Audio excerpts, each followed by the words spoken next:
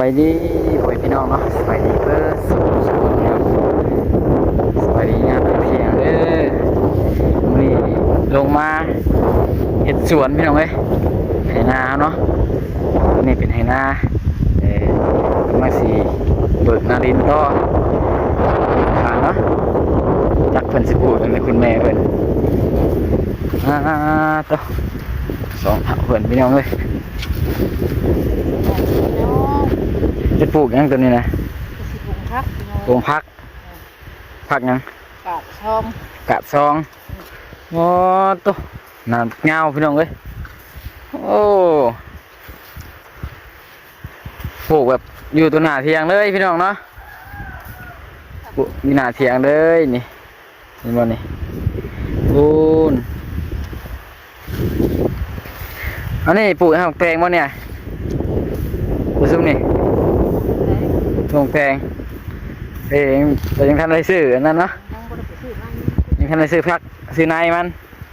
ในแพงปลูกวัดจะขายเนาะโอ้ยก็ได้อันเรียกว่าตาเพื่อนเนาะก็ได้เสียค่าผอกค่าไฟเล็กหน่อย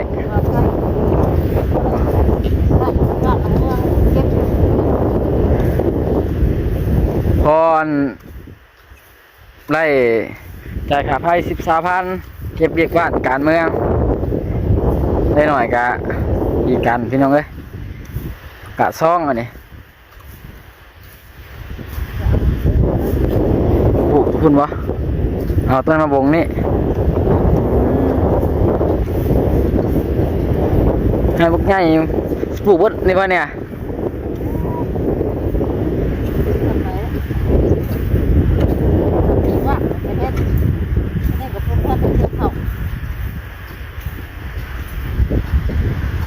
นี่ว่าปลูกเท่าหน่อยเนาะโอ้มันปลูกบดให้ในป้าโตมันหน่อยเอ้นี่ยันคนกายทางมามันท่วงเสียอยู่ป้าโตว่ะปลูกผักเต็มบดมีหนองชักให้เนาะนี่เปิดไหลเนาะไหลตายคุ้มไหล4,000บ่ไหล4,000 บาทพี่น้องเอ้ยไหลกันโต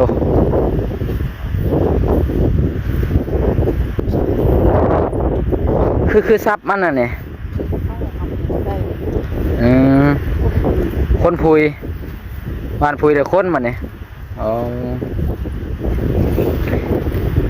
สูตรคุณแม่พี่น้องเลยเมื่อไรอันบ่ได้เอาพุ่นยังใช่ไหมใช่มันดังวะมีน้ำปุ๋ยใส่ห้องพื้นคือกันก็เห็นงาพี่น้องเลยปลูกผักกันต้องใส่ปุ๋ยห้องพื้นเนาะนี่เขาห้องพี่น้องเลยยังข้าได้แก้คักบันไดนี่อีก2-3 มื้อสิได้เกี่ยวเนาะยังข้าได้สุกบันไดนี่เกี่ยวยังมันสุกยังสุกบ่เต็มร้อยมันสุกคักๆกันเกี่ยวมันจังได้น้ำหนัก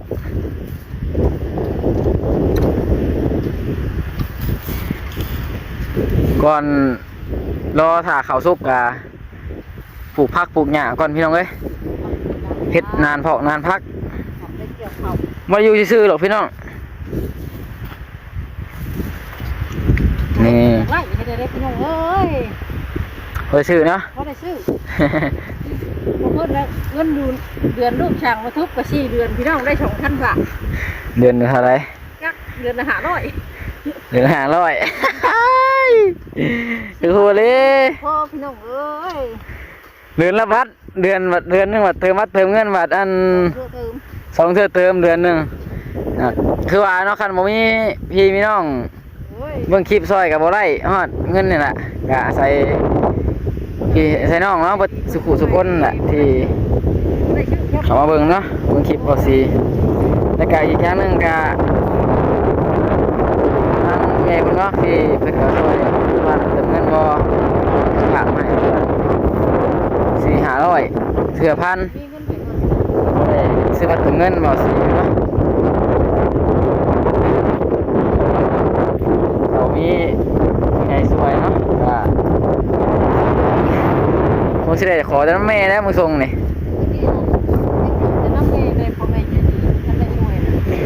ตอนเฮ็ด YouTube แรกๆเนาะตอนเฮ็ด YouTube แรกๆพี่น้องอันขอเงินแม่เติมแต่วัดเติมเงินตะกี้ตัวขายผักนี่ว่าแล้วขอตลอด ขายหมักมูนั่นเบิดหมักมูกับเบิดเงินพี่น้อง ขายหมูกับเบิดเงินขายหมูขายผักสะดีสิเนาะ ขายหมักมูสิ บ่หมูมูยังเท่าไรขายช่วงไหน ขาย ขายผักขายทั่วสะดีขายน้ำเบิดน้ำ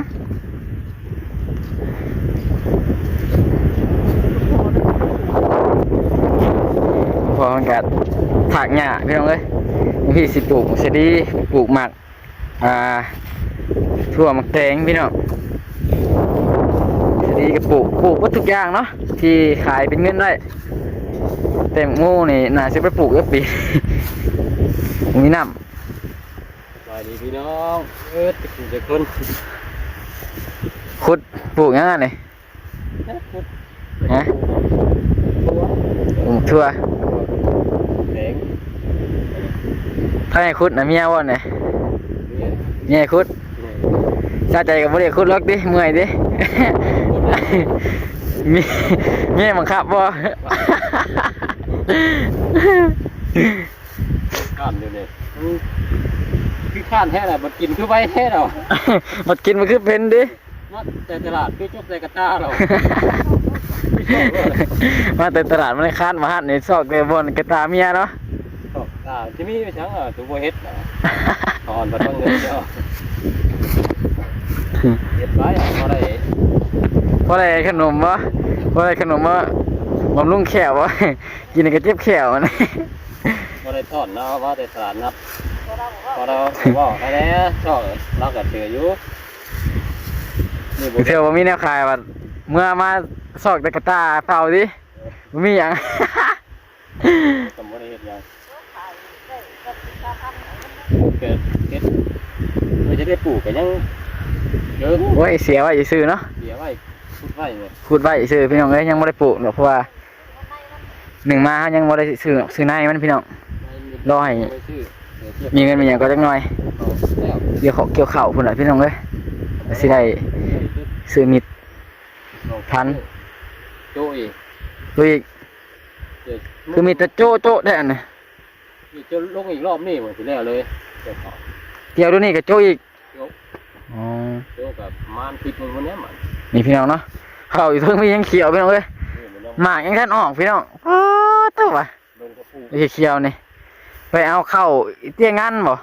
เจ็บกาว อีเตี้ยกลางมาใส่เทิง วันไหนเดือนนี้ เนาะ เดือน12มันยังไม่ได้เกี่ยวอยู่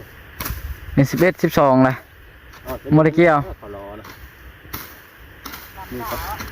ขอรอ ลำล่าแน่วันนี้เนาะว่าเข่ามันอยากรอแน่เข่ามันอยากงานแน่นะพักแก้เพิ่นดีได้อยังบ่เป็นกีบ ยังมานแน่ ไปแล้วผมอยู่ชื่อจะดูชื่อแล้วนี่เดือนนี่ก่อน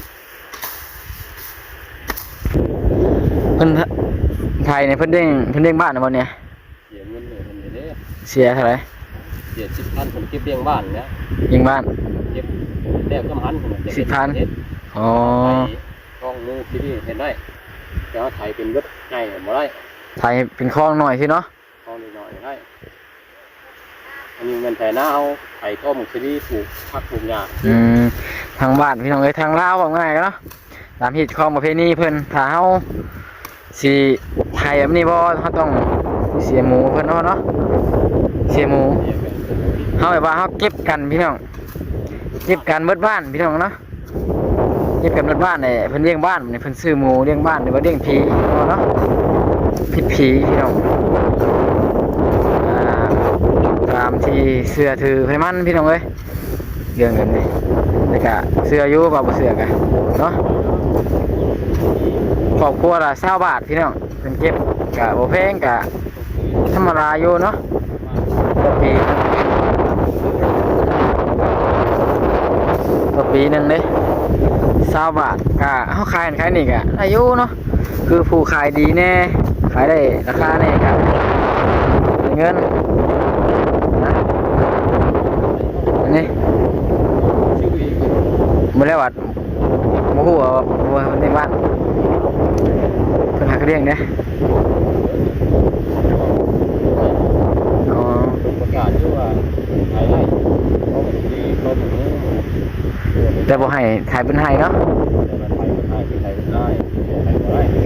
ในไทยได้ทีละหน่อยเว้ยขายแบบนี้ทีละหน่อยทีละใดนะช่วงสิมีเสียงลมเข้าจวดๆใช่เนาะมื้อนี้ก็ลมพี่น้องเอ้ยลมแห้งพี่น้องมื้อนี้ มันล่ม ลมบึ้น อย่างเฮ็ดเลยดูเมื่อย มันลมเลยเฮ็ดกะบ่ค่อยเมื่อยปานใดพี่น้องเกี่ยวข้าวกินน้ำกะบ่เมื่อยปานใดมื้อนี้เกี่ยวข้าวกินน้ำกะขุดพี่น้องเอ้ยขุดตะคองน่ะเฮ็ดเนี่ยถ่ายให้พุ่นบ่สุดเลยเกี่ยวว่าสุดเลยนะป้าโตว่ะ ทำที่ได้ปลูกสองข้องปลูกก็ได้กินแล้ว มังงูนะ ขายเอาปี บ่ได้ขายคือว่าเนาะมังงูก็บ่ได้เป็นราคาเด้ เป็นแนวข้ามปวดรุ่นหุ้มเลยเก็บยังไง มังงูมันบ่ค่อยได้ปลูกสิดีแค่กว่าเนาะ อย่าแพงอ่ะ ปุ๋ยสอบละล้านเนาะปุ๋ย ขอลาด ปุ๋ยละ2,000สอบละ2,000สอบละล้าน ปุ๋ยเรืออันใส่เข่าจงไหวเงินเรือจง ลงไปปลูกเนาะ ปลูก เป็นไส้กับเบิดด้วยคันว่าเฮาวันเฮาขายวันเฮาลงทุนมันหลายเนาะคือแบบ นั่นก็ติ้วมัดคือบ่อยาง เนาะบุญเนาะคือเฮาลงทุนซื้อปุ๋ยเนาะสอบ1ล้านบัดนี้เป็นเฮาขายบัดคงเท่าไหร่ไปซื้ออยู่บัดนี้สิถุง5,000ถุง10,000บางทีอยากได้กินถึกบัดลงทุนมันหลายพี่น้องเอ้ย มิดมันกระแพง มิดกระแพงพงละเท่าไหร่บ้างเสมอนี่ ซื้อปีกลางพันเอส ทีนี้ฮอดจัก2,500เนาะ พันตายเนาะเสียแต่ทำเขาแต่มือมันกี่ไปร้าย เอาเงินบาทเนาะจังธรรมดาถึกไงเพราะว่าได้เป็นเงินบาทเขาก็ตีแพงกับเงินบาทกัน เอสขายเลยซื้อพันเอส แต่ปีนี้ยันฮอด1,500พุ่นน่ะปีนี้ ไม่ได้แล้ว อ้าวอันนี้ละมันฮอด1,500พุ่นปลูกบ่หลายเขาก็เนาะลงทุนบ่หลายพักปลูกหญ้าสลีบ่งูนี่บ่ไหวพี่น้องเอ้ยลงทุนหลายปีกายนี่บัดครัวบ่ได้แน่เนาะปีกายนี่ครัวบ่ได้หมากนิดๆน้อยๆหมากน้อยหมากบ่ใหญ่ก็มีแต่นั่นซื่อขายก็ถึกหักยังใครก็ว่ายังใครเท่ามีผู้ใหญ่เพิ่นซอยปีกายนี่เพิ่นเมาแน่ซอยแน่ซื้อซอยแน่กับทางเจ้เพิ่นลาเพิ่นก็มาซื้อซอยไปเฮ็ดโรงทานปีกายนี่เลยเบิดบัดนี้ปีนี้ก็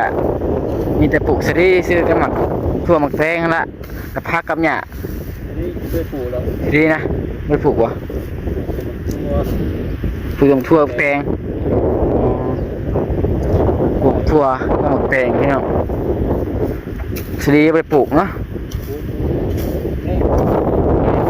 บัดซื้อในถือบัดบ่แซ่บเนาะไม่ถือบัดซื้อเดียวมันหลาบเลยพี่น้องเอ้ยแข็งแค่ได้อยู่วะนึกหัวคนยังแตกวะ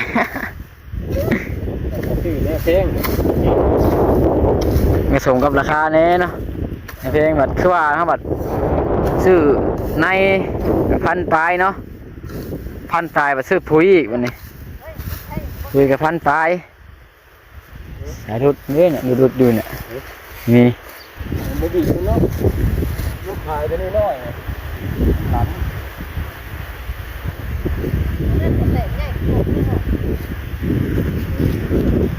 เดี๋ยวพี่น้องเนาะท้ายนี่เพลงอยู่เนาะโอเคพี่น้องลักษณะคืนนี้เราสีกับสีเก็บภาพบรรยากาศสนิทเด้อกับสีดำลาพาจากที่ผักนอกเนาะทุกคนแหละครับเพลงเบิร์ดทุกคนที่ขับมาบนคลิปเบาสีเนาะกะขอขอบใจหลายเด้ออย่าลืมแห้งความเจ็บให้ความไข่ให้มีเนาะกะโอเคพี่น้องในกาสีดำลาพาจากกับสีเฮ็ดนี่ซอยคุณพ่อกันพี่น้องเอ้ยถากต่อเครื่องก่อนเนาะหน่อยนะพ่องอกพ่อ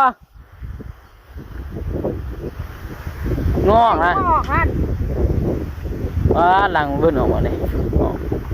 โอเคพี่น้องลาพาจากเดี๋ยวเด้อ